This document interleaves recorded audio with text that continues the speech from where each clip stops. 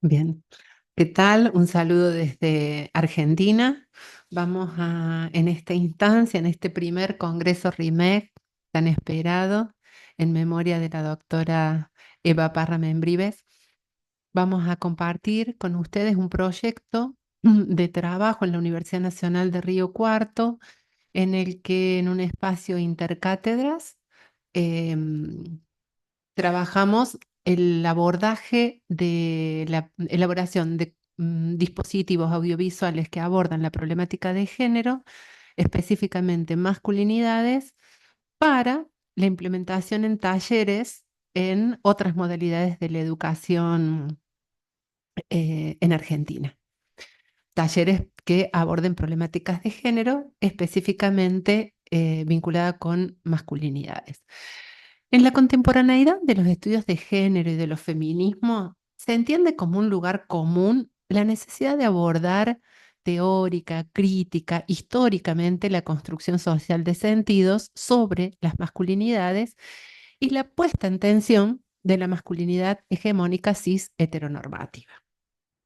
Los sentidos tramados en las sociedades occidentales contemporáneas sobre las masculinidades se sostienen y desde allí tensionan el sistema de géneros basados en estructuras patriarcales, conservadoras, machistas muchas veces, e imponen formas de hacerse y de pensarse hombre. Las estudiosas Telles y Verdú, en su texto de 2011, revisan algunos estudios contemporáneos que abordan la construcción de sentidos sobre la masculinidad para el análisis social. En su artículo ponen a dialogar algunas discusiones sobre masculinidades que dan cuenta de los límites epistemológicos, metodológicos y políticos, fundamentalmente políticos, de las descripciones esencialistas de la masculinidad, dando lugar a los fundamentos para un abordaje constructivista cultural desde el que articular la comprensión teórica y metodológica de la masculinidad.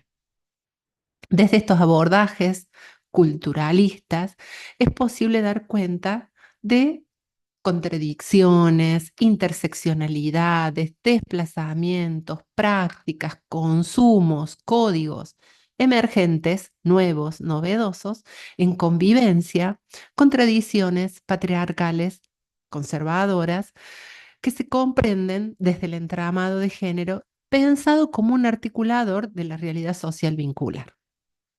Si bien es posible, eh, o sea, es necesario más que posible reconocer el resquebrajamiento y debilitamiento de las identidades masculinas tradicionales, obviamente que teniendo en cuenta en las sociedades contemporáneas distintas consideraciones sobre diferencias etarias, diferencias socioculturales, geoculturales, generacionales, ¿no? Eh, O sea, no es homogéneo el desarrollo y la puesta en crisis de la construcción social de la masculinidad. Sin embargo, el mandato de ser hombre y parecerlo, además, de acuerdo al repertorio patriarcal de manifestaciones, sigue pulsando las formas de actuar y de pensar la masculinidad como identidad y como diferencia. Desde los aportes que de la misma antropología y en base a estudios de campo muy exhaustivos, se sostienen muchas veces hipótesis que pueden pensarse como contrapuestas. Conviven más que invalidándose, construyendo la complejidad y la densidad de la temática. A simple vista podemos tener, por un lado, posiciones que sintetizan, por ejemplo, la hipótesis del antropólogo cultural Matthew Goodman, quien sostiene, es algo muy reconocido en Goodman, ¿no? Esta expresión de que las identidades masculinas se definen por lo que los hombres dicen y hacen para parecer hombres, y no solo como lo que los hombres dicen y hacen. A la vez, desde el mismo campo, se reconoce, por ejemplo, en los estudios de Hernández, que las etiquetas de los comportamientos masculinos son siempre flexibles y conviven el macho machista con el sensible y empático, el valiente, el proveedor, con los nutricios. Porque lo que es un error pensar el género desde etiquetas absolutamente dicotómicas. Estas aparentes contradicciones en el abordaje de las ciencias sociales sobre la masculinidad o las masculinidades o los límites para su construcción en tanto objeto de investigación social amplían las posibilidades de su estudio más que obturarlos. Los amplían y los ubican en un entramado mayor como parte de una estructura de sexo-género que es vital, es dinámica, entre pulsiones que son transformadoras y conservadoras. Entre las prácticas generizadas que organizan la vida vincular de las personas en este mundo de la contemporaneidad y aquellos discursos heredados por generaciones anteriores, asimilados sin reflexividad y reproducidos en diferentes niveles de la vida cotidiana y también de la vida pública.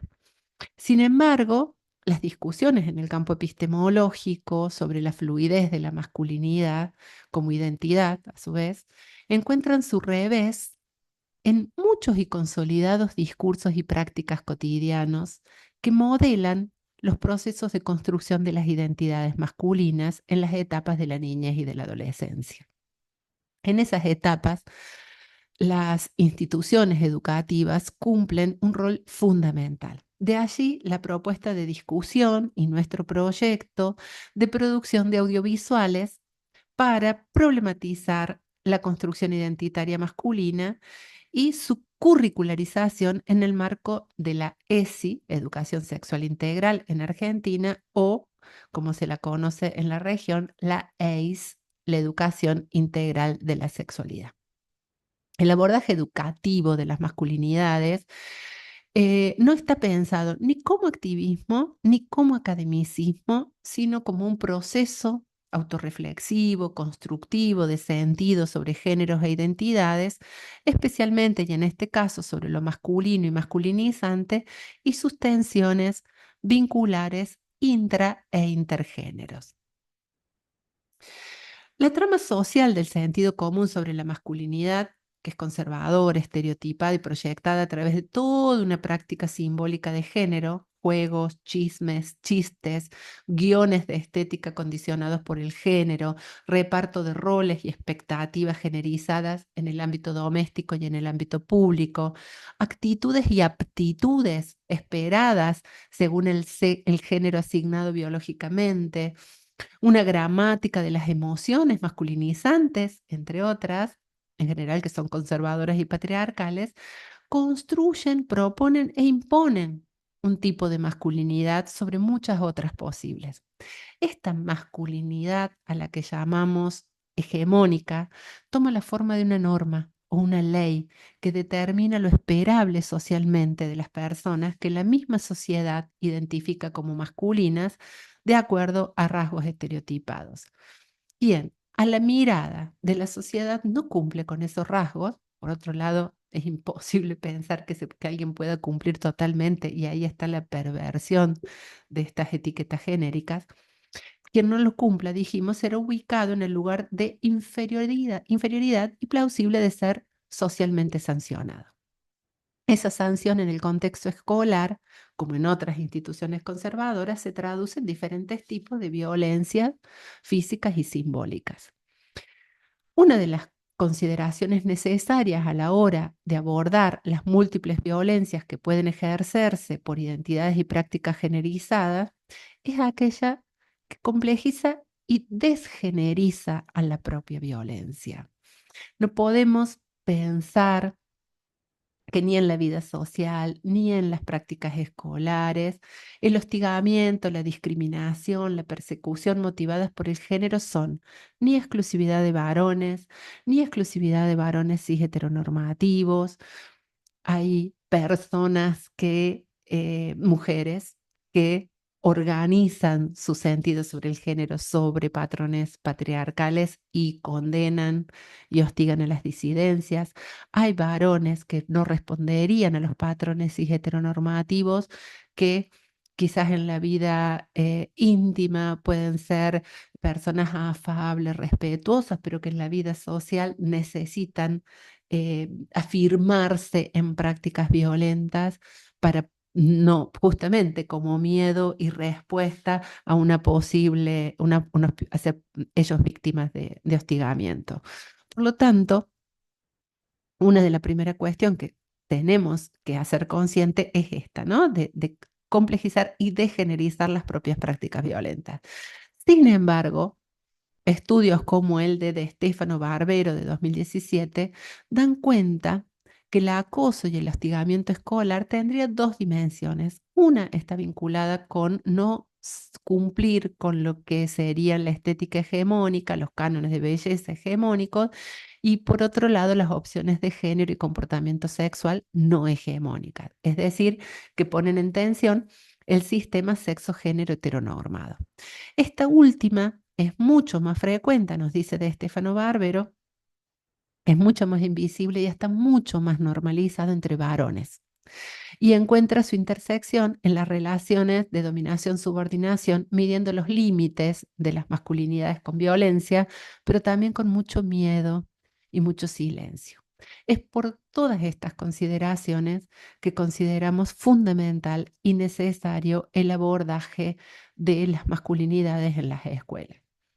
La educación sexual integral cumpliría tanto los objetivos para el desarrollo sostenible cuarto y quinto, educación de calidad e igualdad de género, y centran el abordaje en la educación en derechos sexuales y reproductivos en una perspectiva de género y derechos. Por otro lado, el documento de orientaciones de las Naciones Unidas, orientaciones técnicas internacionales sobre la educación sexual, también hablan sobre una posición de la educación sexual en el marco de los derechos humanos y la igualdad de género. En la Argentina, ESI es una ley específica de 2006, la ley 26150, y establece que todos los educandos tienen derecho a recibir una educación sexual integral en sus establecimientos educativos que tengan en cuenta la articulación de aspectos biológicos, psicológicos, sociales, afectivos y éticos, sin dejar a nadie afuera. Por lo tanto, tanto en los organismos internacionales como la ONU, UNESCO, como los distintos centros de investigación de ciencias sociales, géneros, educación en universidades u organismos científicos, se acuerda la importancia de trabajar ESI en los ámbitos educativos formales y no formales. Las instituciones de socialización de las niñeces y juventudes se constituyen en espacios catalizadores de las problemáticas socioculturales, y las violencias motivadas por cuestiones de género son unas de las más presentes y urgentes para abordar. Si consideramos que se ingresa a las instituciones educativas siendo niñas o niños o niñas y se egresa siendo hombres, mujeres o no binarios, y que en este proceso de conformación de la adultez o juventud, en la mayoría de los casos se configuran las identidades de género y las prácticas sexuales, acompañar esa reflexión y diálogos abiertos es un proceso que se vuelve fundamental. Es en ese sentido que desde Pensemos Diverso nosotros trabajamos en la elaboración de materiales audiovisuales que abordan estas problemáticas en la universidad con nuestros estudiantes para ser trabajados por nuestros mismos estudiantes en talleres en el marco de la extensión y vinculación social universitaria y del compromiso social universitario que aborden géneros en escuelas, fundamentalmente en escuelas periféricas de la ciudad de Río Cuarto. Así que bueno, para terminar, los invito a visitar nuestras páginas, hashtag Pensemos Diverso. Así tenemos un canal de YouTube en el que podrán trabajar, en el que podrán visualizar toda nuestra producción, no solamente audiovisual, sino también gráfica, en la que tenemos en los últimos años campañas que abordan problemáticas vinculadas con el género. Bueno, muchísimas gracias por la atención. Un saludo muy cordial desde Argentina para todos, todas y todes.